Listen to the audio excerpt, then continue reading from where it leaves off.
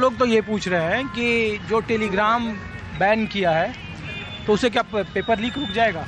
नहीं, ये तो कोई चीज़ नहीं है कि इससे टेलीग्राम जो है, टेलीग्राम के बंद करने से, बैन करने से पेपर लीक बंद हो जाएगा। एक्चुअली सिस्टम में प्रॉब्लम है, ऊपर से प्रॉब्लम है, ठीक है। ये तो टेलीग्राम का जो ओनर है उसने भी कहा है कि भारत सरकार जो स्टेप उठाया ये तो गलत है। नहीं, भारत सरकार ने, चूँकि पेपर जब लीक होता है तो सारे एग्ज़ाम पर उसका असर होता है, यूपीएससी हो, बीपीएससी हो, पीसीएस हो, जेई हो, नीट हो। तो सरकार ने कहा कि देखिए इस बार हमने एयरफोर्स लगा दिया जो नीट का पेपर हो रहा है, हमने टेलीग्राम बंद कर दिया, हमने कई तरह के उसमें कोशिशें की है। तो हमने कहा कि जो तैयारी करते हैं बच्चे वो बताएं कि देश के परीक्षा और जो परीक्षा एजेंसी है और जो एजुकेशन सिस्टम है उस पर उन लोगों की राय क्या है। देखिए, जैसे कि अभी नीट का पेपर होने वाला है, ठीक है, एयरफोर्स के हाथों में ये गया है, कमांड के पेपर वहाँ तक जो भी सेंटर है वहाँ पे पहुँचाने का काम एयरफोर्स करेगी। ये जस्ट समझिए कि जनता को गुमराह करने का काम है। इसमें एयरफोर्स क्या करेगा? पेपर तो कोई भी ला के दे सकता था, जैसे भी सिस्टम थी। मेन है जहाँ से पेपर लीक आउट होता है उस प्रोसेस का जो पार्ट है वहाँ पे उसको बंद करना चाहिए ना। आप लोग भाई साहब तैयारी करते हैं? जी सर। यूपीएससी? नहीं सर, एसएससी सीजीएल। और आप भाई साहब? यूपीएससी का।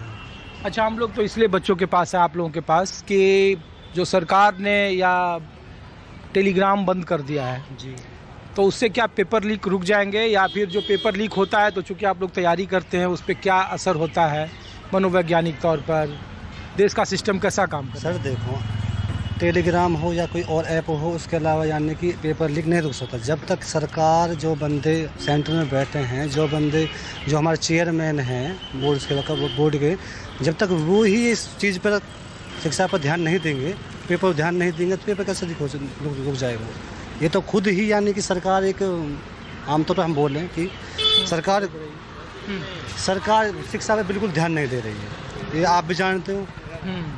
बिल्कुल आप सरकार यानी कि देखो, आप अभी जो ये रास्ता छोड़ दीजिए। हाँ, ये चल रही है कांग्रेस पार्टी, आपने देखा होगा, उसका प्रदर्शन चल रहा है।